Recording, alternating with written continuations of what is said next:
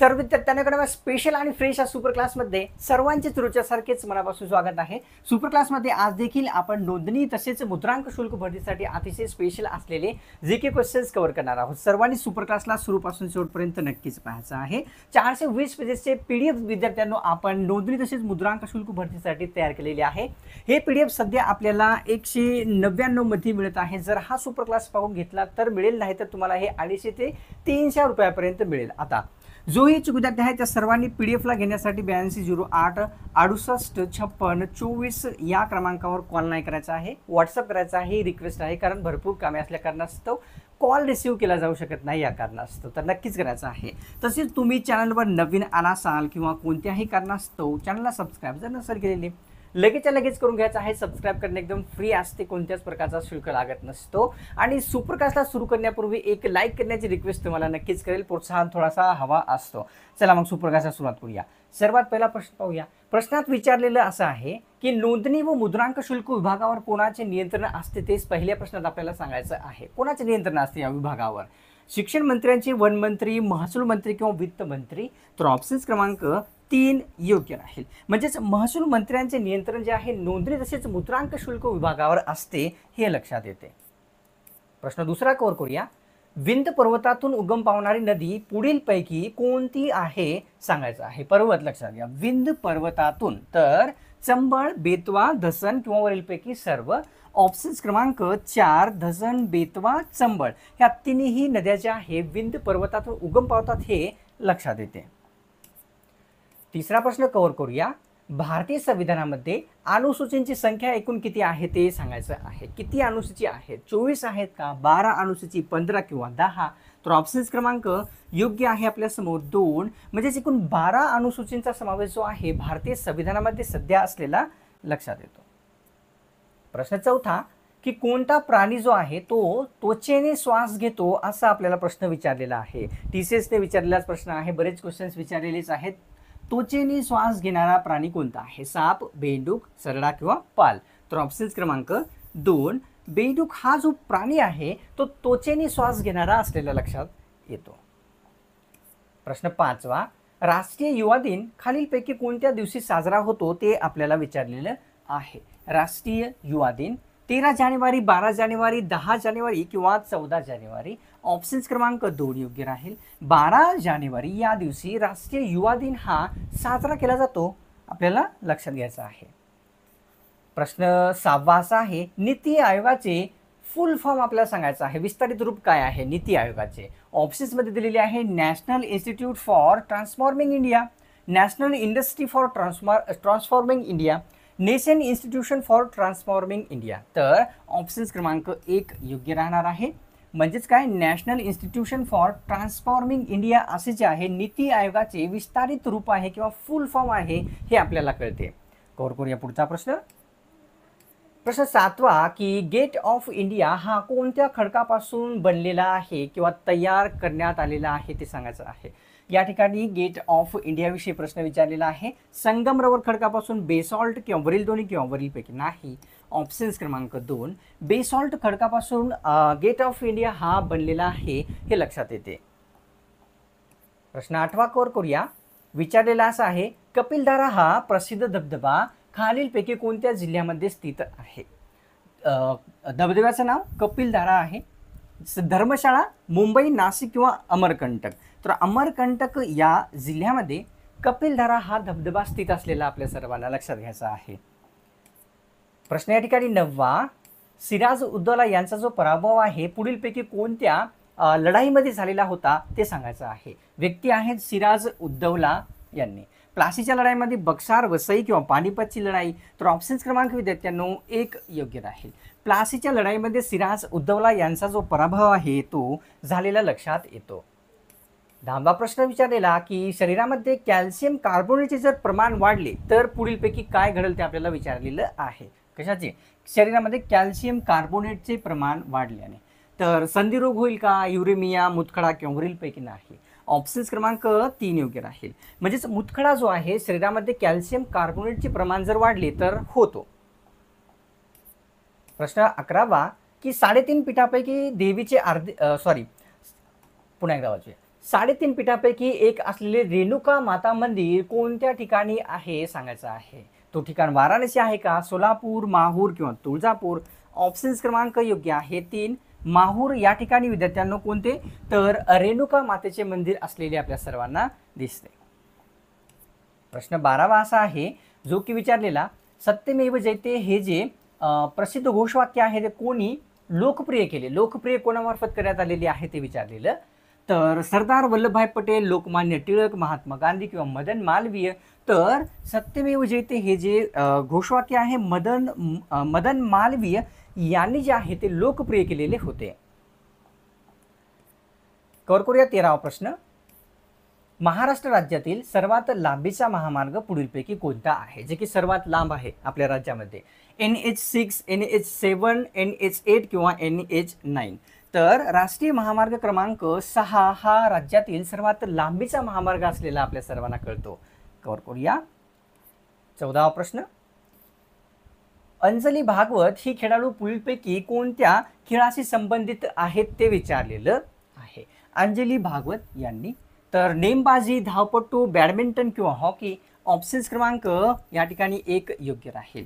नेमबाजी खेळाशी अंजली भागवत यांनी संबंधित असलेल्या व्यक्ती लक्षात येतात. कव्हर करूया प्रश्न 15वा. खालीलपैकी कोणत्या झाडापासून राळ तसेच टर्पेटाईन मिळवले जाते किंवा मिळते ते विचारलेलं आहे. राळ तसेच टर्पेटाईन. ऑप्शन्समध्ये आहे पाईनच्या झाडापासून, साग, सिसवी किंवा वरील नाही.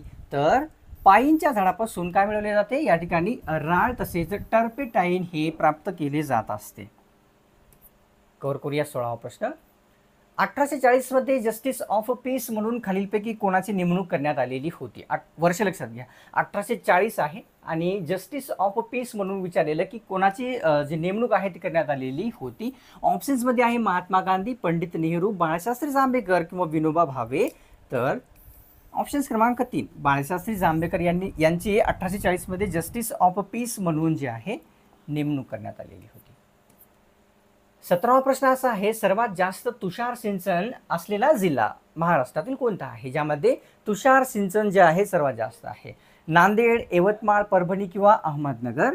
तर ऑप्शन्स क्रमांक 4 अहमदनगर हा जो जिल्हा आहे कोणते, तर तुषार सिंचन सर्वात जास्त असलेला आपल्या सर्वांना लक्षात येतो. घेऊया पुढचा प्रश्न. दख्खनचे पठार विचारलेलं की खालीलपैकी कशापासून तयार झालेले आहे. दख्खनचे पठार लावारस, शिलारस, ज्वालामुखी किंवा विस्फोट.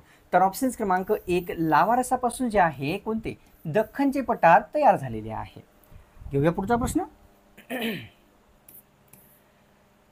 लोकसंख्येच्या दृष्टीने सर्वात छोटे असलेले राज्य सांगायचं आहे. क्षेत्रफळाच्या दृष्टीने नाही, लोकसंख्येच्या दृष्टीने विचारलेलं आहे. आसाम, सिक्कीम, मणिपूर किंवा केरळ. ऑप्शन्स क्रमांक योग्य आहे 2 सिक्कीम हे राज्य लोकसंख्येच्या दृष्टीने भारतातील सर्वात छोटे असलेले दिसले. या ठिकाणी जहीर उड दीन मोहम्मद हे पुढीलपैकी कोणाचे एक नाव आहे ते सांगायचं आहे. नाव लक्षात घ्या, जहीर उड दीन मोहम्मद. तर सिकंदर लोधी, बाबर, शाहिस्तेखान किंवा वरीलपैकी नाही. बाबर यांचे नाव काय आहे, तर या ठिकाणी जहीर उड दीन मोहम्मद असे असलेले आपल्या सर्वांना लक्षात येते. TCSने विचारलेला क्वेश्चन्स आहे.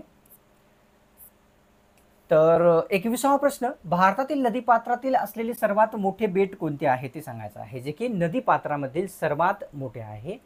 औसादी, न्यूमूर, मजुली किंवा वरील नाही. ऑप्शन्स क्रमांक 3 मजुली हे बेट नदीपात्रातील सर्वात मोठे आहे, हे आपल्या सर्वांना लक्षात घ्यायचं आहे. 22वा प्रश्न असा आहे की डॉक्टर बाबासाहेब आंबेडकर यांच्या समाधीस्थळाचे नाव पुढीलपैकी कोणते आहे. कोणते आहे डॉक्टर बाबासाहेब आंबेडकर यांच्या समाधीस्थळाचे नाव. चैत्यभूमी, वीरघाट, शांतिवन किंवा वरीलपैकी नाही. चैत्यभूमी असे डॉक्टर बाबासाहेब आंबेडकर यांच्या समाधीस्थळाचे नाव ठेवण्यात आलेले आहे. 23वा प्रश्न कव्हर करूया. तर अंड्यातील कोणत्या भागामध्ये प्रथिनांचे प्रमाण सर्वात जास्त असते. प्रथिने अंड्याच्या कोणत्या भागात असतात, पिवळ्या, पांढऱ्या की कोणत्या. या ठिकाणी पर्याय गलत झालेला आहे, माफ करा. तर ऑप्शन्स क्रमांक 2 योग्य आहे. पांढऱ्या भागामध्ये अंड्यातील प्रथिनांचे प्रमाण हे सर्वात जास्त असते हे कळते. 24वा प्रश्न की कारगिल युद्ध खालीलपैकी कोणत्या वर्षी घडून आले होते ते सांगायचं आहे. कारगिल युद्ध जे की भारत पाकिस्तानमध्ये झालेले होते कोणत्या वर्षी घडलेले होते? तर 2000, 1999, 1994 किंवा 1997. तर ऑप्शन्स क्रमांक या ठिकाणी योग्य आहे 2. 1999 या वर्षी जे आहे कारगिल युद्ध घडलेले होते. यामध्ये विद्यार्थ्यांनो 527 प्लस आपले जे जवान आहेत ते शहीद झालेले होते, हे आपल्याला लक्षात घ्यायचं आहे. तर प्रश्न कव्हर करूया 25वा. भारतातील राष्ट्रपती पदाच्या वयाची जी पात्रता आहे ती किती वर्षाची आहे? मिनिमम किती वर्ष आवश्यक असते राष्ट्रपती होण्यासाठी देशाचे?